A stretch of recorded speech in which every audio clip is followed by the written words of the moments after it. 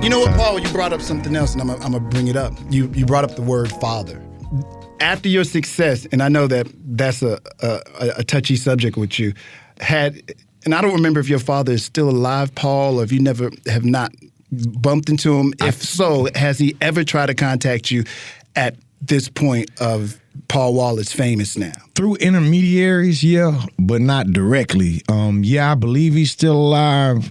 My biological father, he left my mom and me and my sister when I was like 6 years old, and I haven't seen him since to this day. So really? I haven't seen him since 1987. So, wow. So yeah, it definitely, he was abusive.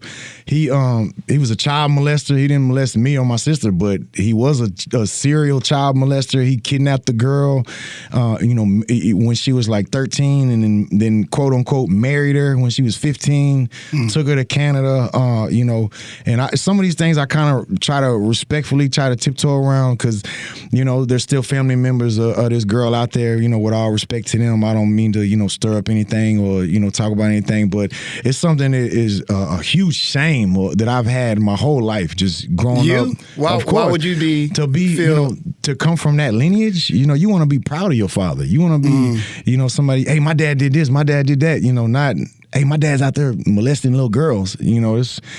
It was something that, it always was something. But it also steered me a certain way on how I conduct myself. It made me aware of, how men use their power to sexually get over on women. And, even at a young age, this is how a lot of society is and was. How did it affect you as a father now? Because you got, two young kids? 100%. It makes me And how old are your kids? They teenagers now. Yeah. My daughter's about to be 14 in a couple of weeks. My son's about to be 16 coming up in April. So, man, it's something I talked about with them as long as they can understand English. Hey, man, watch out for everybody. My mother also, she was molested and raped by both of her grandfathers, by one of her uncles, one of her neighbors. She was kidnapped one time, my mom got a crazy story of her life, and you would never know it when you see her because she's just grateful to be alive. She's just her spirit is just so uplifting, and that's just how I was raised.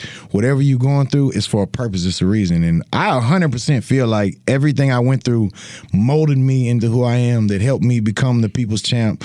And it's hard to say if I wish this didn't. Of course, you don't want bad things to happen, but you don't learn the lesson that the stove is hot till you touch it. Sometimes, if you say the stove's hot, well, what if you don't know what hot is? You got to touch it, and that shit is hot.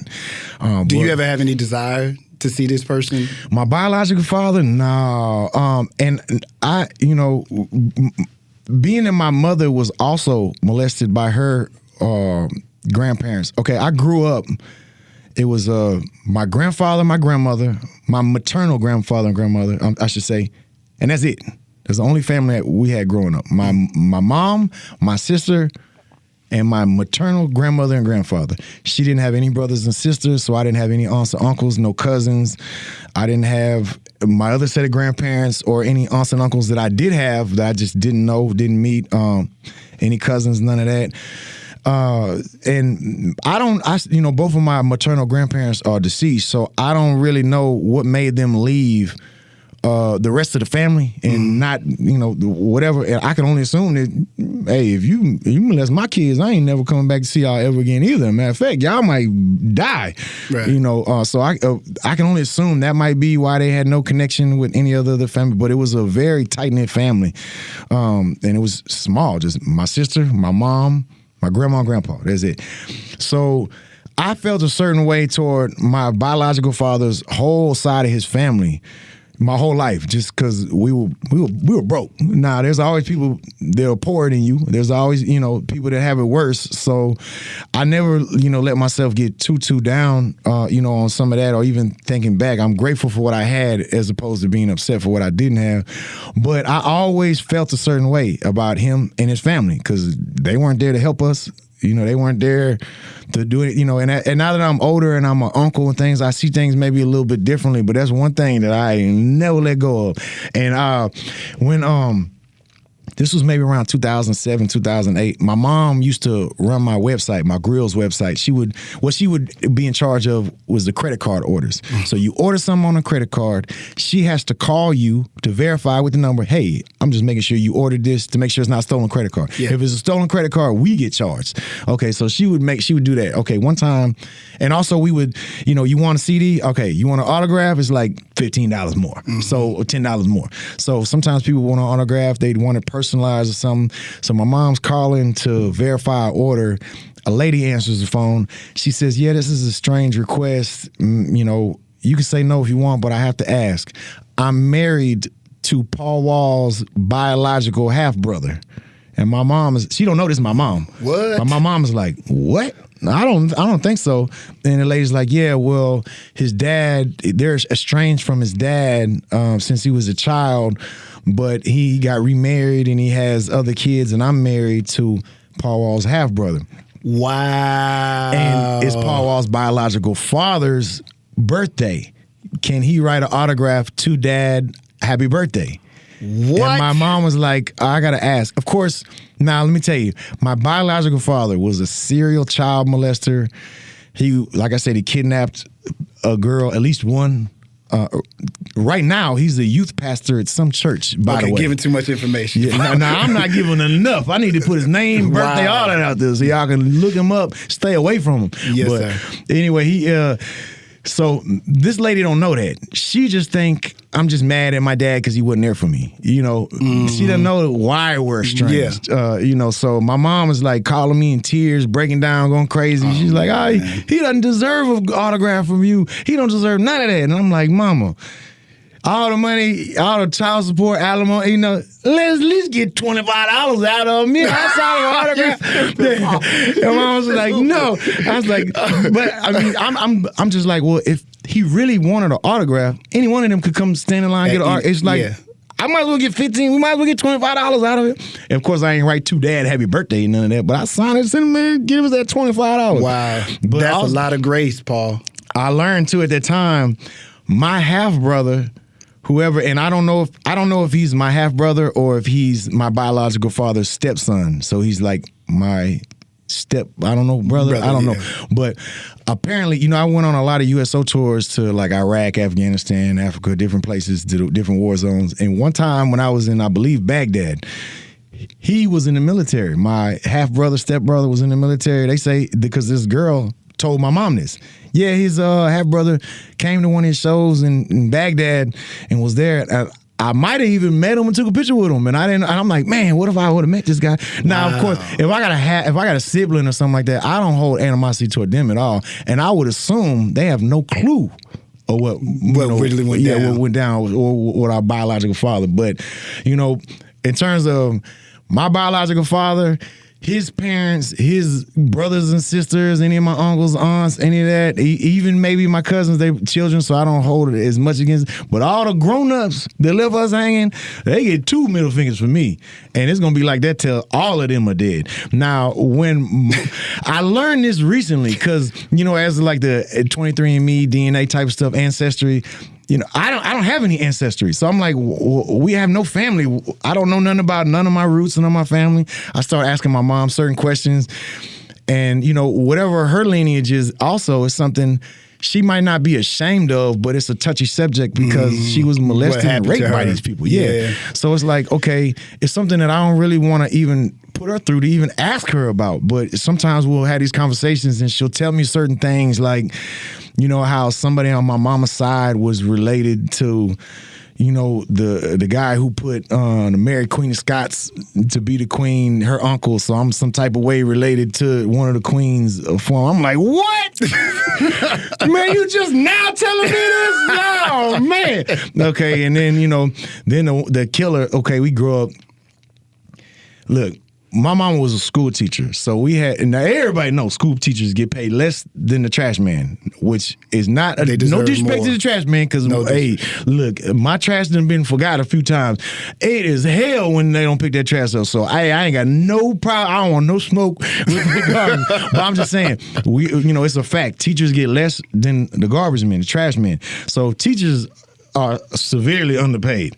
So I'm just saying, man, when my homeboys was wearing Jordans or whatever, they had stuff like that, I was wearing the $29.99 Reeboks. That was it. And I better not think about asking for another pair of shoes till this time next year.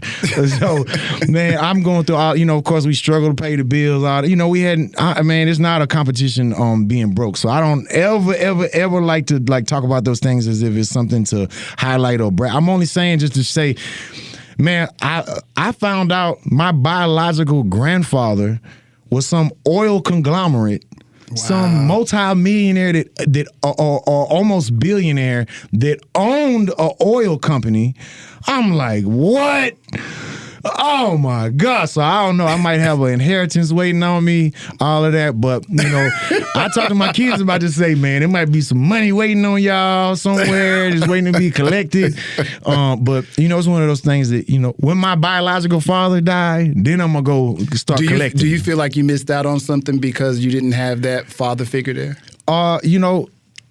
Dealing with other people who also missing their father figure, dealing with other people who had father figures that were there, that were alcoholics or abusive as well, like mine was, dealing with other people who, had good fathers as well. I had friends who had that. So you see the whole spectrum. My mom definitely instilled a lot of core values in me at a young age that stuck with me to this day.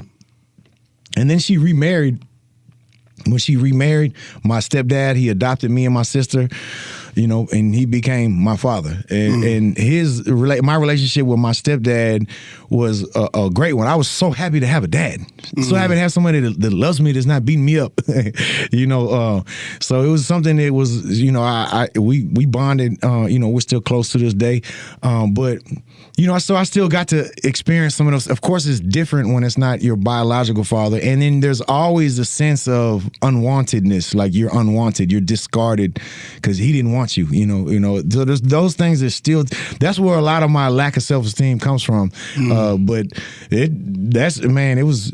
definitely missed out on certain things, but I also gained a lot. I gained my stepfather, me and my mom, a relationship. I couldn't imagine it being closer even to this day. And then, it encourages me and really shows me the importance of me being a father. And there's a documentary that my boy Mark Hoppus from Blink-182, he did with a few other people, and it was about fatherhood. And, they do punk rock music, so it's a different form of music, but a lot of the, fatherhood issues are there as well for people around the globe. That's right. All walks of life. So anyway, he did my boy, Mark Hoppus did a documentary on it, and him becoming a father and fatherhood, and how can you stop the cycle, and it's about him. He's stopping the cycle with his children.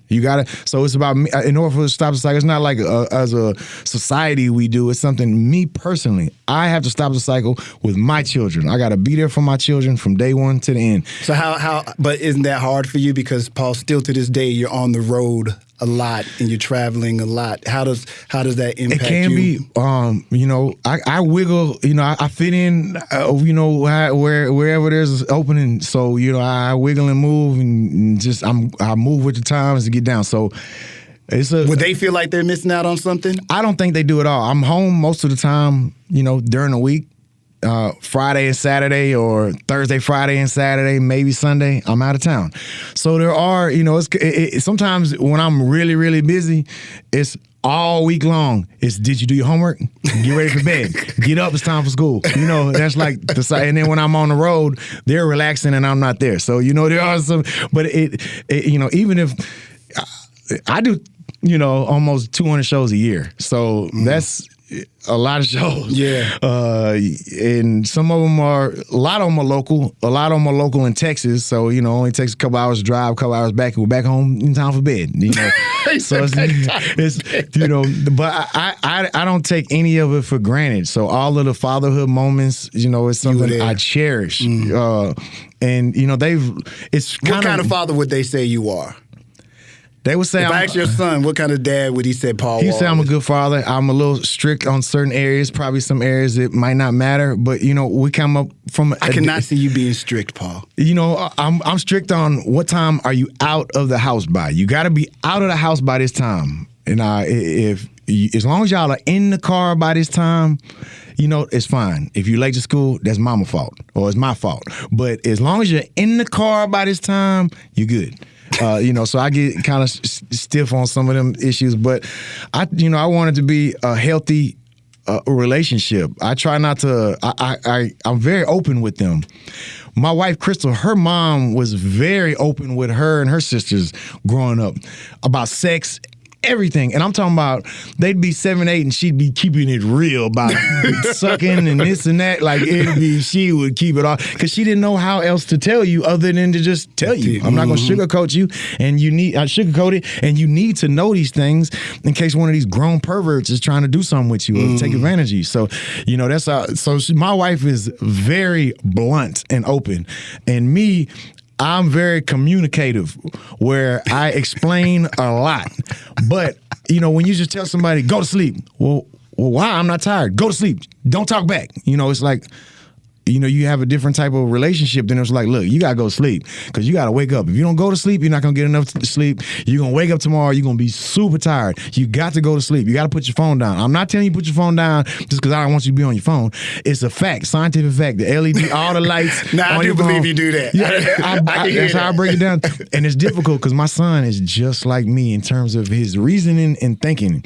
So sometimes he's got it. You know how I was setting my opinion? Yes, he's set in his opinions. Now, thankfully, they're not anything like too out of the norm. You know what I'm saying? He's not over here arguing with me, telling me all lives matter. You know what I'm saying? Thankfully, he's got a good head on his shoulder. But it will be sometimes like, for instance, washing dishes. Okay, look, I be telling him, look, first of all, the term is not wash dishes. The term is load the dishwasher. You don't have to wash the dishes. All you have to do, you don't have to spray them down, wipe them. All you got to do is pick up that dirty plate and put it in the dishwasher and close it. That's it. That's not washing dishes. That's loading the dishwasher.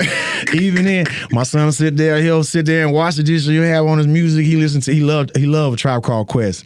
And I love experiencing hip hop with my son as he grows. So is he a fan of Dad's? He is. If you ask him who his favorite rapper is, he's gonna tell you me. And I always be like, man, you just saying that because I'm your dad. And if you ask him right now, he's gonna tell you a whole list of reasons why I'm his favorite rapper, and it's not because I'm his dad. Which I love that, man.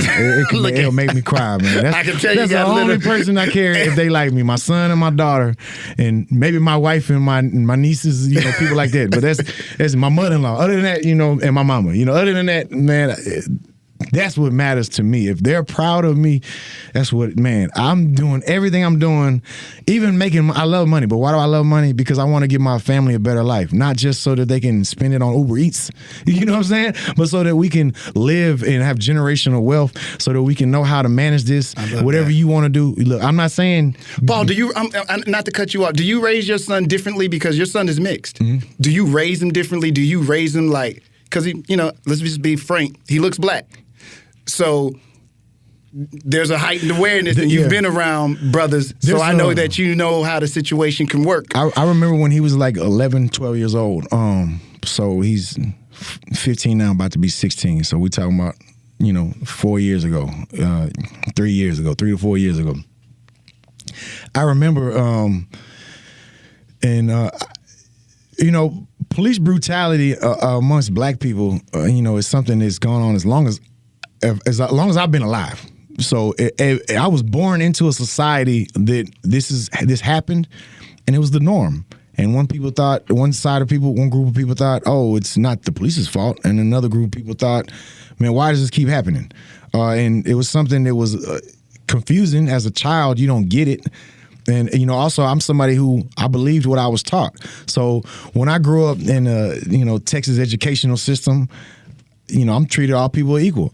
I believe all people are treated equal. The laws apply to everybody the same. I believe they should apply to all people the same.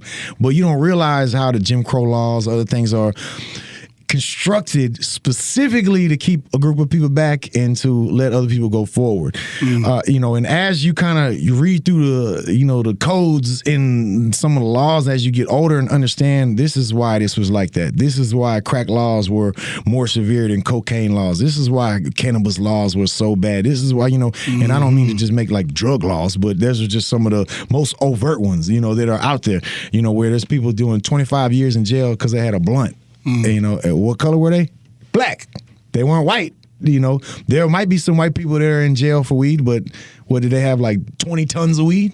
You know what I'm saying? And so it's something I was aware of, especially as I got older. And then I remember, like I said, 3 or 4 years ago, riding with my son, and a police officer got behind us, and I'm in my slab, so I assume I'm about to get pulled over, which I do always. If I ever see a police officer, I assume he's coming for me. He's just strategizing how to come for me. And I'm not here to bash the police or nothing like that, because I've had, friendly experiences with the police. I've had amazing experiences with the police where I should have went to jail and I didn't, or where they saved my life or protected my life doing security or these type of things. But we all know, that there's a lot of negativity out there too. Absolutely. So it was just one of those times where it's like, my son's 12 or 11. He's a kid, literally a kid, but he looks as grown as me or you. He's real big in terms of his size.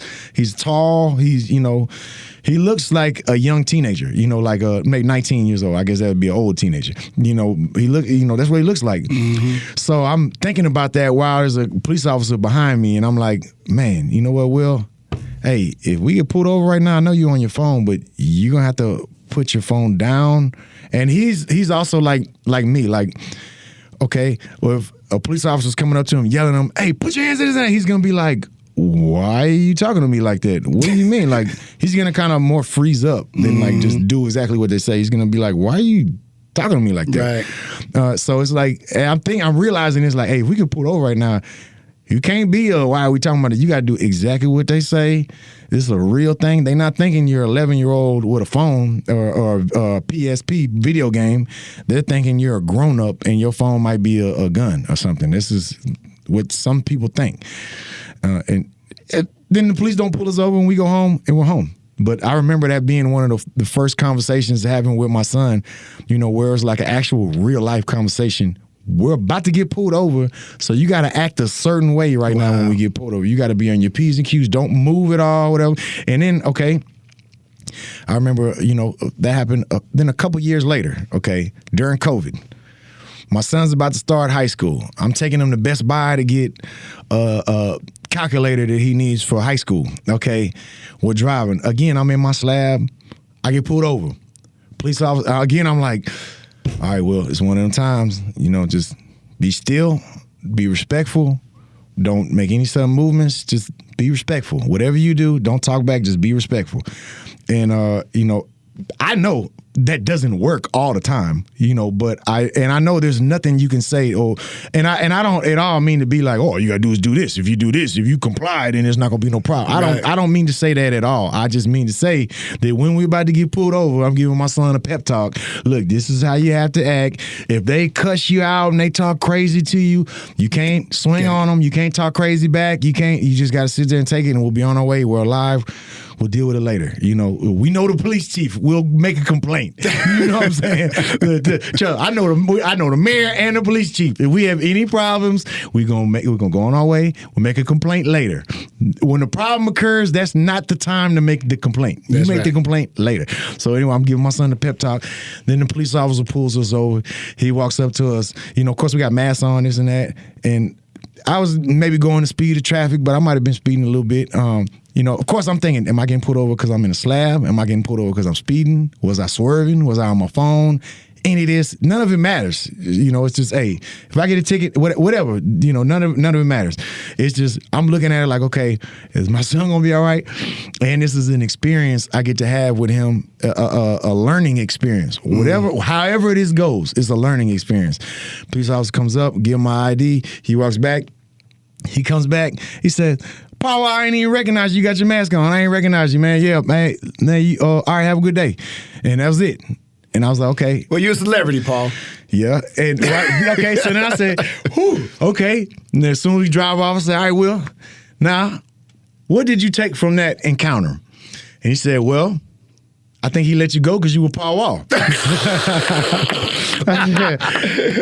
literally what happened. That is what happened. Now, I might have got a ticket. I might have nothing happened. He might have been pulling me over because my wheels extended too far or anything else. So your son understands that his dad has a celebrity status. You're right. Does he take advantage of that? He does not. That he knows that, certain things can come to me because Paul Wall is my dad. He does not. He almost does the opposite where my daughter as well. They want to earn it for themselves. So it's difficult when I try to help them and they don't want my help. They don't want it. But I get it. I understand. You got to make your own path. You got to go in. Okay, I get it. I understand. I get it. But I also, I had a further conversation with my son too. Like, you're right. He did let us go because I was Paul Wall. But what if he let us go because I was white? And he was like, I didn't think of that. No, and I'm not saying that. I think right. 100% this he let is me a go great because I was Paul conversation to have Wall. with your son. 100% he let me go because I was Paul Wall. And even being white in a slab, to some people, they don't look at you as being white. They look at you as being a race traitor, or they look at you as being a part of the other. You're not white, you're other. So, or the fact that I have a black wife and mixed children. Some people look at that, look in a negative light. They don't like that. Some people of all races don't like that. But so after he said, yeah, you let me go because I'm Paul Wall, I say, yeah, okay, maybe you let me go because I was white. He's like, yeah, but I don't know, Dad. I think it's because you were Paul Wall because you're still white in a slab. And all that, and the officer was a black officer too, by the way. But I don't know if that has anything to do with it because it's been white officers let me go too, usually because I'm Paul Wall. You know what I'm saying? But I'm not naive to the fact that it might be because I'm Paul Wall and I'm white. Because if it was maybe zero, they might be like, oh, zero. Take him out his car. Let's search his car. We're gonna give him a bad day, and I don't know. You know what, Paul? I salute you because you recognize that could be the difference. Yeah. That's some interesting shoes you walk in because you get a pass in almost these two worlds that most people, they're either on one side or the other, and some people aren't getting a pass in either world. Yeah, and just that you actually realize that, hey, yep, Paul Wall gets some grace, but also maybe because I'm white, I might get a little grace too. Right. That's a deep conversation to have with a young child as well. I remember leaving from Chocowtown with Chameleon there, might have been PKT in the car with us. I think it was our boy Terrence at the time, who was in the car with us. But I remember getting pulled over and them separating us.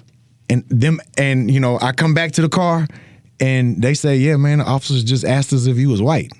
Like, why they ask you that? They said, hey, is he white or is he mixed? Is he black? Is he all the things I said earlier? Is he Hispanic? What is he? And they were like, he's white. And they were like, okay. And then they let us go. And it's like, did they just let us go because I was white? And if I wasn't white, was they about to? So these are things that these are experiences I had since I was 15, 14. Right.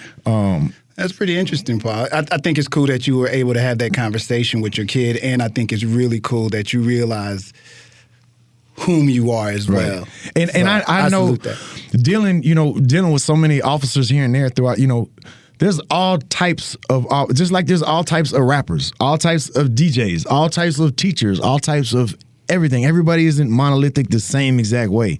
So I know that when you're dealing with an individual who's, overseen by a society and a system that's set up to do a certain thing, so, every interaction I have with the police, even to this day, is always yes sir, no sir, extremely polite. You're not gonna see me talking back and saying nothing.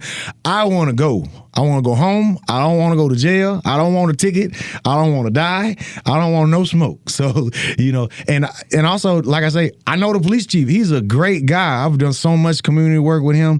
So, and it's not just because he's the police chief. Of course, he's a certain type of individual that helped him elevate to be police chief because he's so special in what he is. He's but, a good guy. There's been other, police officers throughout the years who, from my neighborhood, they grow up and they end up being a police officer, but they still from your neighborhood, so you still got love for them or whatever. It's one of those things where I I don't want it to be a war, us versus the police, you know. And for some, and I recognize for some people they don't get to make that choice. I understand that.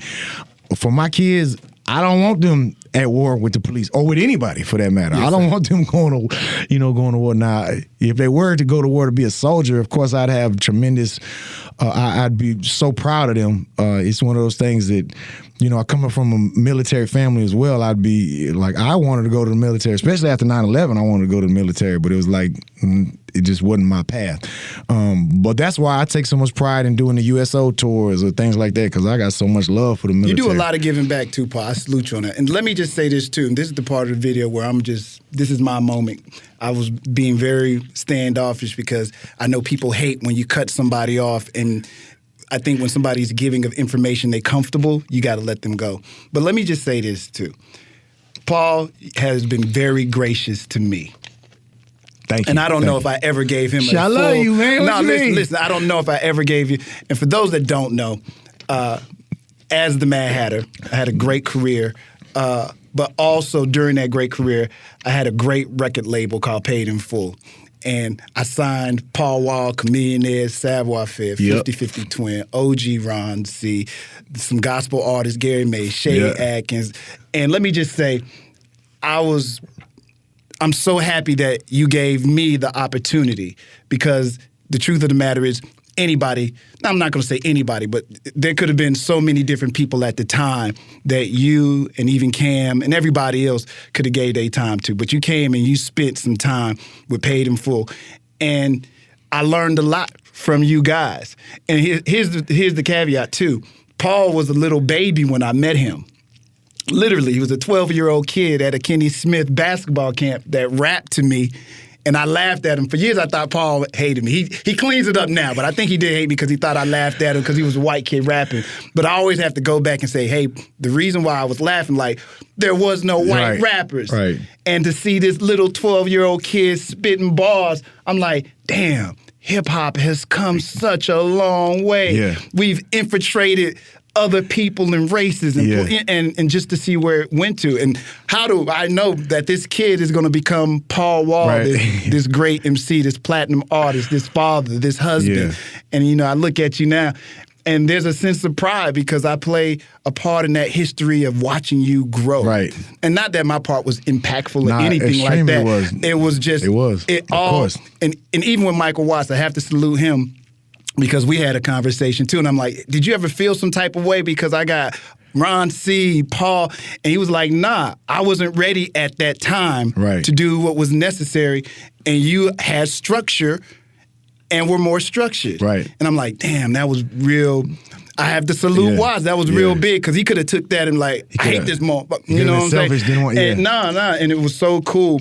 And still to this day, and I tell you this, I'm not really sure how I got Paul Wall and Chameleonaire on the label. Obviously, OG Ron C has to be the connect. But I don't remember having a full-on conversation. I just know, and at first I don't know that Paul is the 12-year-old kid. I learned that after he signed to the label. After it was too late, you couldn't go back on it. And he tells me the story. For a little while, I was a little upset with you because you laughed at me. And even then, I didn't want to. I remember Chameleon told you. I didn't want to tell you. Chameleon was like, tell him. And you like, tell me what? Tell him. And I'm like, no, stop. Tell him. I'm going to tell him. You going to tell him? I'm going to tell him. And it's like, man. But I'm glad you did, because it adds perspective to this whole story and our history together, and my history of music in this city. Even at the time, I remember, at the Kenny Smith basketball camp, it wasn't. It was, for me, it was more confusing. Like, why is he laughing? But I never. And I get it from a 12-year-old mind. I totally get why. Because what's funny about this? I thought that's how you got a record deal. You walk up to somebody who's famous and you start somebody famous. Because that's what I was told. That's how Criss Cross got their record deal with Jermaine Dupri. So I was like, okay, that's what I got to do. Go up and start spitting. But even then, I definitely feel like our encounter when I was young planted a seed into me, because it planted the seed of approval. I wanted your approval, because even at the time, oh, get out of here. No, of course, you're man had the big dog on the radio, the biggest of the big dogs on the radio, so it's like one of those things where if he knows you and he's talking about you, then everybody's talking about you. So, I don't even think I don't know if you had a label at that time yet or not. But I changed the name of the label because of y'all. Really? Because the real name of the record label is Groove Makers Recordings. That's right. And I'm like, I can't have these guys signed to something that sounds like it's straight out of 1975. Yeah, Groove Makers. So at that time, everybody, Cash Money, making money. I was like, you know what? Let me go to my favorite rapper with my favorite song, Paid in Full. Yeah. Paid in Full Entertainment. Yeah. I said, this would be perfect to have these guys on it. But let me tell you, I got to tell y'all this. I did not know Paul. One, I didn't know he was the kid that I seen years ago. And the reason why I remember this, it's not that you remember Paul Wall, for instance. I remember the situation with a 12-year-old white, because it's a white kid in a time where nobody white is rapping. So this is rare. You know what I'm saying? So when you say that, I'm like, I remember the kid. Yeah. I remember you. Yeah. I remember. I didn't like his name or nothing, but I remember the situation. So it blew my mind. And then the other thing is, you get signed to the label, but originally, I don't know that Paul is a white guy. I've seen you before as a promoter. Right. I don't know that you're this Paul Wall don't know that this from guy the Swisher that House. guy is Paul Wall. Right. And so I'm hearing the tapes, and I don't know if it was Ron C. I was talking to or Big Cat who ran the label. I'm like, whoever this dude is right here, I want him. The Chameleonaire guy that did the diss on J Mac and Give Me Sad Warfare. I like them ones right there. I like them.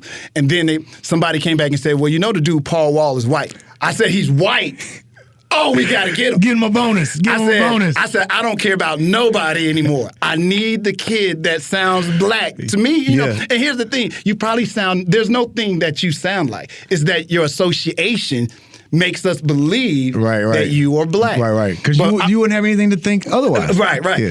But as soon as they say white, I'm thinking dollar sign. I said, this kid from the Swisher House is a home run. Trust me. And everybody was like, I don't know, the Chameleonaire. I'm telling you, Paul Wall's going to be this guy. He's out of here. I'm telling you right now. Yeah. And that first album, y'all was definitely out of here. Y'all were already out of here anyway. I just think it's opportunity meets opportunity. Right. And everything is aligned in the atmosphere. You know, how was it that you guys could so easily, sign to the label? And we're interested in signing with the label. And I didn't know that this was going to happen. We wanted to learn the game. And we know, because what you would see is artists sign to labels and be huge successes and then all of a sudden be dead broke.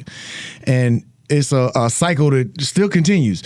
And you usually see a disgruntled artist mad at the label. And I would take it with a grain of salt. And, it was an era where it was like, oh yeah, people would sign contracts without getting lawyers to look at them, and which was crazy to me, and which is also something where I always felt like if you make your bed, you gotta lay in it. Not saying that they should have signed a bad contract, and maybe there was something nefarious that made them sign a bad contract, but if I sign a contract, this is what I'm agreeing to. Mm-hmm. I'm not gonna change my mind later, and once things are good, I don't agree with it, because it was something that was explained to us. Of course, when you're more successful, you have more leverage. When you're starting out, no matter how hot you are, you have to earn yourself. You have to prove yourself. And I remember when you gave us, this is not why we signed with you, but we signed with you because of the structure, because you did good business. It wasn't a trend. It wasn't the hot label at the time. It wasn't everybody who's too Thanks, cool for Paul. us. But it's the truth. No. You had your success, but it wasn't. It was successful because of how you ran the company. Yeah, I got you. And of course, it wasn't like the other labels at the time where everybody's just too cool to even deal with you. And if you even sign to one of those labels, you're going to be on the shelf. You're going to be waiting your turn. And a lot of those labels that we could have signed to aren't even around to this day, or putting out any other artists. So it was like you kind of could see some of that happening. And it was like, well, Paid in Full is good business. It's gonna be good business. Anything you say to us is gonna be legit. Our lawyers can confirm it, but we know whatever you tell us is true. You're not gonna lie to us or like. Nah, and again, I thank y'all because I think that was a tough decision for you guys to make at the time. It was controversial. We wanted to be. We didn't want to be the little fish on a pond full of other Houston stars. And that made sense at that particular time.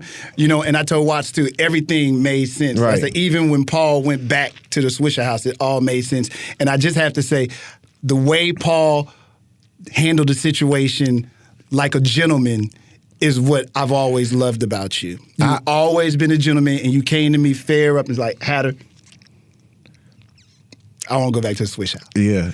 And Watts, he was rising, and I could either fight this or just say, Paul, just go ahead and do whatever you got to do here and just go do your thing. So I do want to thank you. And even with Michael Watts, I mean, I think, we all learned from this whole experience. Now, would I like y'all to stay? Like I said, I wanted to put my Water Boys album out because I'm telling you that Water Boys was platinum. Yeah, man. I know it would have been platinum and would have paid them full everything that it needed. So that's the biggest regret I have out of all of it, that I didn't get Lou Hawk, 50-50, Cam, and yourself. I just wanted one record. We could have maybe made the Controversy Sales the Water Boys album, but instead we made it, it was like... Controversy Sales would have been a good album, too. Well, y'all did kind of make it, but y'all made it because it was controversy, and Cam was mad at the time, so I had to do what I had to do as a business. Even then, like, I remember Wicked Cricket coming to me and telling me, this was after In Love With My Money was huge. It was huge for us. Regionally, it was huge for a couple years. After 2 years, it's like, this was like 2002, 2003, might have been 3 years later because you put the song out early and then, it comes out on the album maybe like a year later. So I remember him telling me, man, Paul Wall, you don't want to be a one-hit wonder like these. And he would name, I don't want to say no disrespect to these rappers, so I don't want to say this people he was comparing me to, but he was like, you don't want to be like these people who got huge hits and then that's it. They have one hit. One-hit wonders, but the one hit could be big. You gotta keep putting out music. You gotta keep doing something. And he laid it out for me. He was like, look, this is a great song, great album, but if y'all don't do something else, time is gonna go by. You can't tour for 20 years off of one album.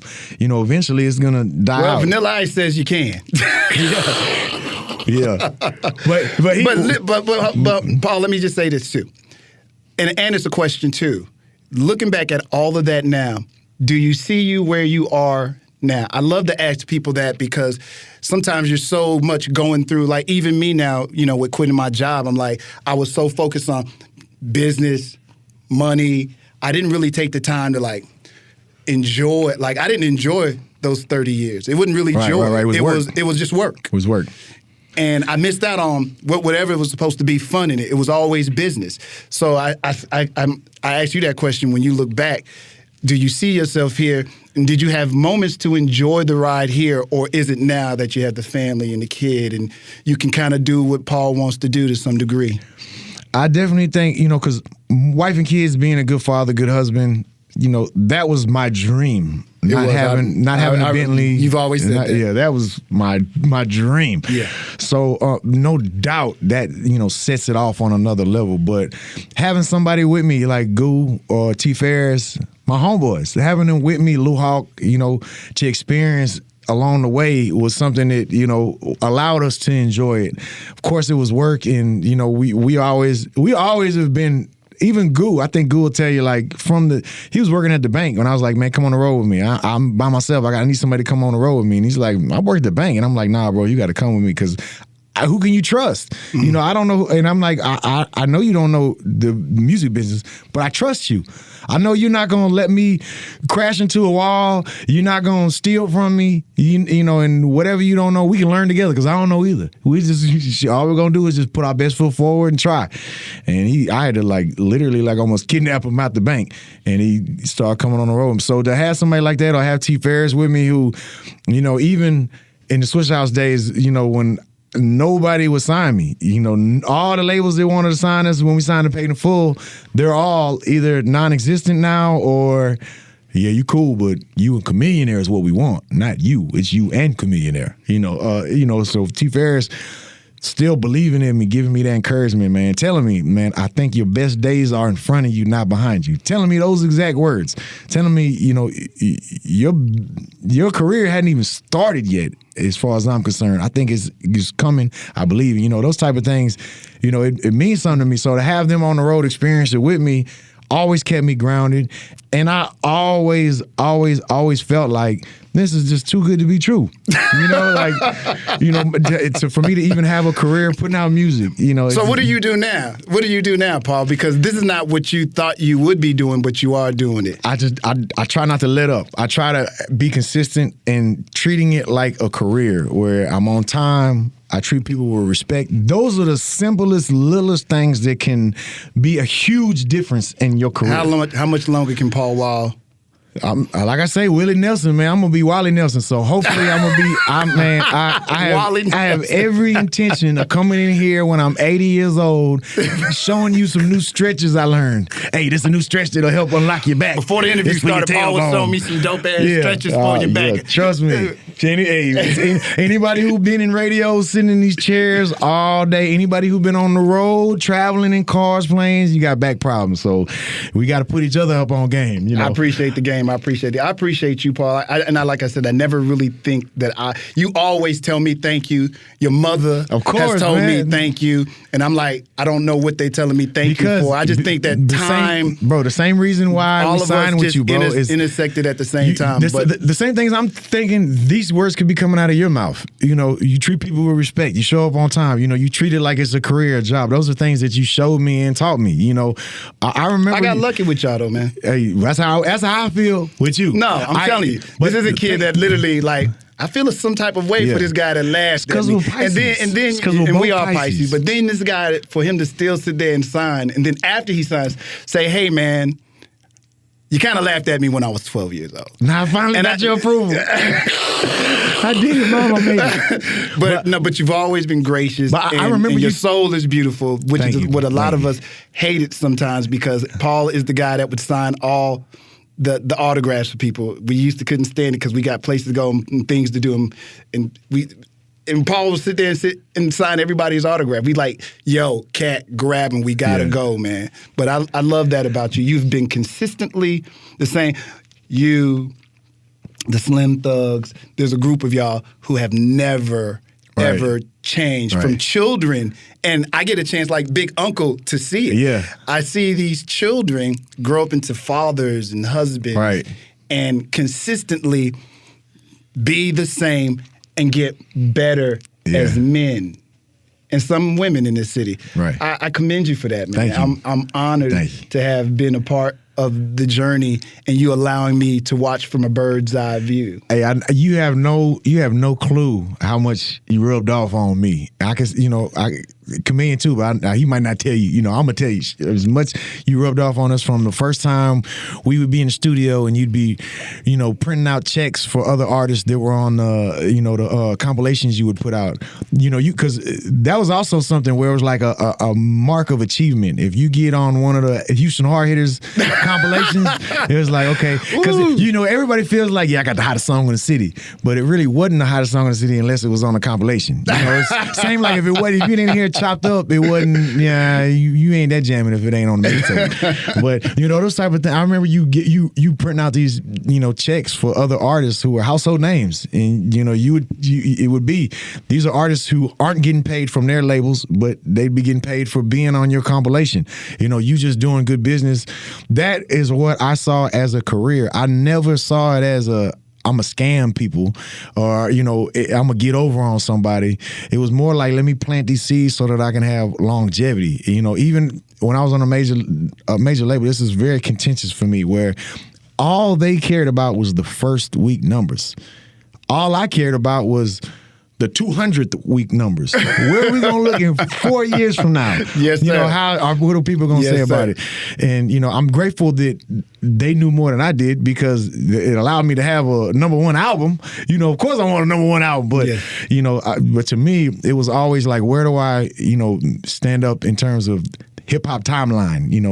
What are people going to think about me 10 years, 20 years from now? So to still be able to, and at some point I really, because there have been times where I would go through like writer's block or spirit block where there's just too many people bringing my spirit down, and I don't mean to blame it on someone else for something where I'm at, but that's kind of sometimes that's how it be. You know, you go through something and you have a bad experience, and it just brings you down, and you lose all your joy of it, you lose all your love of it. But I was also blessed to be able to regain that joy, regain the love, and really find my footing in terms of where am I at in my career. What do I want out of my career going forward? What are my goals going forward? Because if you're just living willy-nilly doing whatever, you know, it's a little difficult when it's unstructured. But when you got goals, or when you got like real things of a daily routine of what to do, it's a little easier to keep the wheels greased. You know, if you work out every single day, then, you know, the one time you do need to work out, you're already ready. But if it's like, oh, I don't work out for 10 years, and then, hey, we got, you know, it's summer coming up. It's hot girl summer. I got to get ready for hot girl summer. And I got this big old beer belly. It ain't going to go away in a week or two. But if I maintain that consistency throughout, then when it's hot girl summer, it's going to be easy for me to get my abs. That's right. You know, but with all of that, and, you know, that's even something that I talked about with T. Veras recently, where he was like, hey, man, you been in the studio, right? Yep. All right, make sure you keep going in the studio, because, you know, and he used a comparison back. He used to play baseball in like high school, and he was really good. He played with actually three or four different big name players that made it to the major leagues. And, you know, he told me, hey, back then I might have could have went to Minute Maid, and I might have could have hit a few out. But now, 20 years later, I'm rusty. Ain't no way I can go. And you know, and think how hard I'm gonna have to work to be able to be ready to go hit a ball out of Minute Maid at my age, at 40, at this time. What is the, you know, moral of the story? Never stop training. So for him, the correlation was in the studio. If you stop going to the studio, and then all of a sudden in a year, you're like, all right, let's work on the album, you're gonna be a little rusty. But if I every single day go and do at least one verse on a beat, a freestyle, feature, something, then when it's time for me to really go in there and I need it, because somebody say, hey, I need you on this song, then I'm ready. I'm ready. What you need? I'll send it right back right now. When you hit the awards last, week or two ago. I was ready. You was ready. I was waiting on that call from Nelly. Well, I'm ready. Well, Paul, again, because I know you got to go, we got to get you to your next location. Real quick, 5 things to describe. Give me 5 words that describe Paul Wall.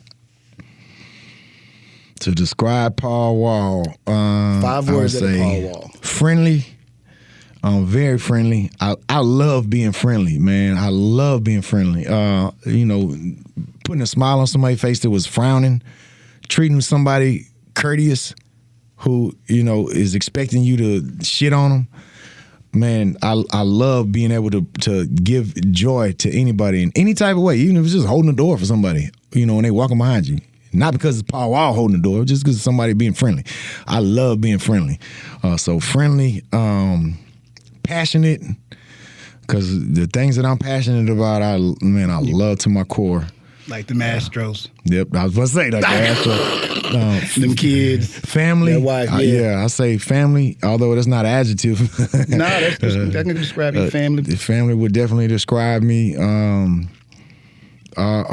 H-Town. I think H-Town would definitely describe me. I agree.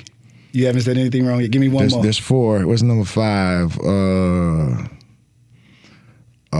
Hopefully appreciative. Okay. I like to. I'm very appreciative, but I like for other people to think I'm appreciative, not just I'm appreciative. Yeah, you know. But it's something that my mom taught me. You know, just you appreciate. Say thank you. You know, be grateful for what you have, because it could be taken away. You've always been very, which was always weird for me, because I felt like the superstar just arrived on my front desk. I didn't do anything special to get the superstar rapper. But you've always been super gracious. Like I said, even your mom, and this is when you already signed in platinum records.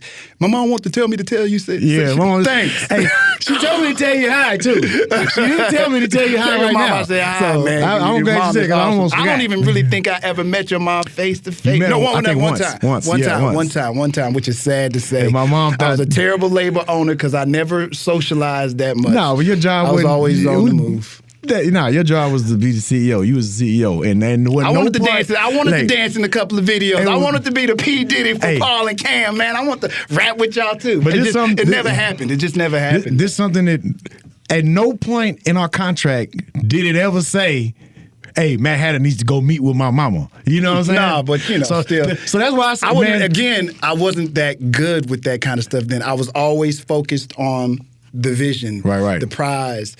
And I just, even when y'all recorded in the studio, I didn't really hang out when y'all recorded in the studio. I'd come around for a little while, peek around, see how y'all stole my beat and rapped and made it a hit and stuff like that, and then kind of like get out there. But I didn't want to bother y'all too much. I wanted y'all to do your thing. But I'm always appreciative, Paul, and I just want to say that. And your time, just everything, man. You've just always been a very gracious person, and you're still the same way that you were when you were a 12-year-old kid spitting that freestyle. Thank and you. You thought that I wasn't impressed. I got better, though.